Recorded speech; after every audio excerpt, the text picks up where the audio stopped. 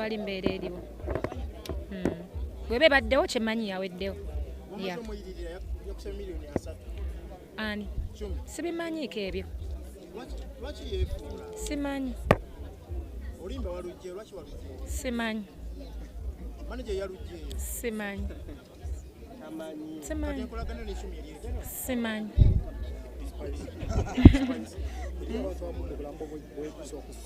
Tewali gwe nejjusa kusinkana. Buli omu alina kyaggattako. Ataggaseeko alina lesson gyakuyigiriza. So buli kimu kiba n'ensonga kituuka mu bulamu bw'omuntu. Mu mbeera gye wayiseemu kigenda kutwala ekyokuddamu okugabira omuntu atandika olutandisikolabo. Nayise mu mbeera ki? Kimwe muwadde kolabo musitudde akwefuulidde akubiridde ebigambo. Simanyi. Kugambe ki munnange?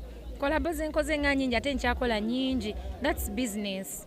Yeah. Kati mba tusobola agamba mbu kiringa bw'onaalwala leero.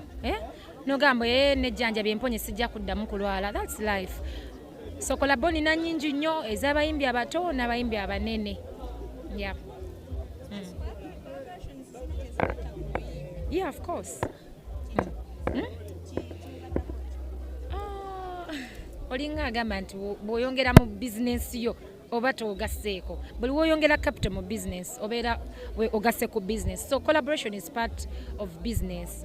Kiri part of kuyimba. So buli kyokola ng'oteeka ku mulimu gwo kiba kikwongerako. Mu bintu bingi basically ate kiri wide.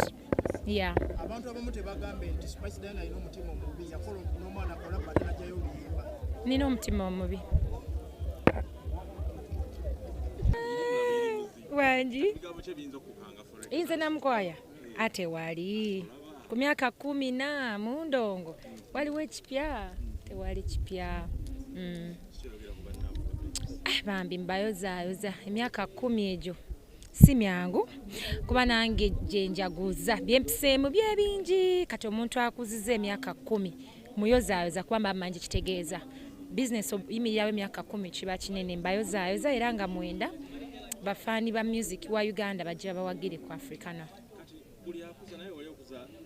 Yeah. No, emirimu gyonna gibaamu exactly ngero omulimu n'ogw'amawulire nago si mwangu mubaamu enkokola mubaamu oyagala okulinyisa eddaala kwegamba biba bingi naye emirimu gyonna gibaamu okusomoozebwa kyekigifuula actually okusomoozebwa kwe kufuula omulimu kati buli wowiininga n'oyita mu byoyiseemu that makes you stronger.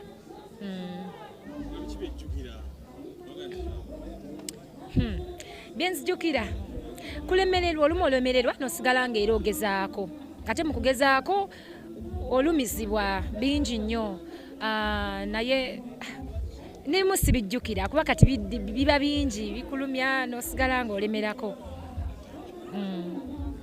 Yeah.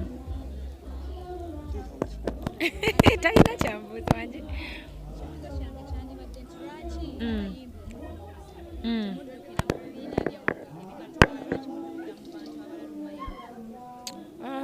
Bibiina simanyi sijjukira kuddukirako wa muntu kunnyamba abasinga I think era buli omu awo afuna ekizibu addukira wa muntu amwanguyira oyinza osanga nga ekibiina kiyinza obutakwanguyira nosanga omukwano goba kyaliwo gy'oddukidde yayinza okwanguyira oba okutegeera ky'oyitamu.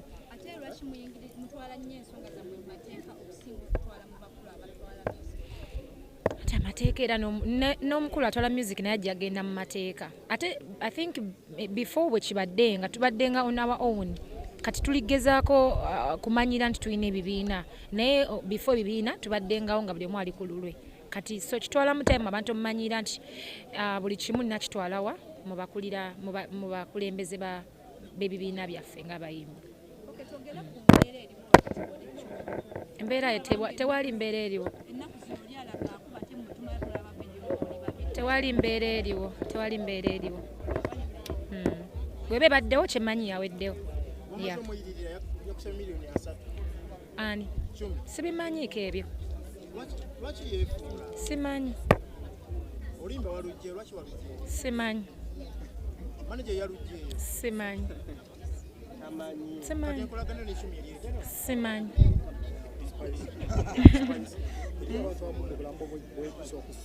tewali gwe nejjusa kusinkana.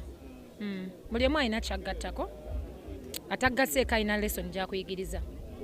So buli kimu kiba n'ensonga kituuka mu bulamu bw'omuntu. Mu mbeera gye wayiseemu kigenda kutwalira kyokuddamu okugabira omuntu atandika obutandisi kolabo. Nayise mu mbeera ki? Kimi omuwadde kolabo omusitudde akwefuulidde akwogeredde ebigambo. Simanyi. Kugamba ki munnange? Kolabo zenkoze nga nnyingi ate nkyakola nnyingi. That's business. Kati mba tisobola agamba mbu kiringa bw'onaalwala leero. Nogamba nejjanja byemponye sijja kuddamu kulwala. That's life. So kolabo nina nnyingi nnyo ez'abayimbi abato n'abayimbi abanene. Yeah, of course. Olinga agamba nti bw'oyongera mu bizinesi yo oba togasseeko. Buli w'oyongera capital mu business obeera ogasse ku business. So collaboration is part of business. Kiri part of kuyimba. So buli kyokola ng'oteeka ku mulimu gwo kiba kikwongerako. Mu bintu bingi basically ate kiri wide.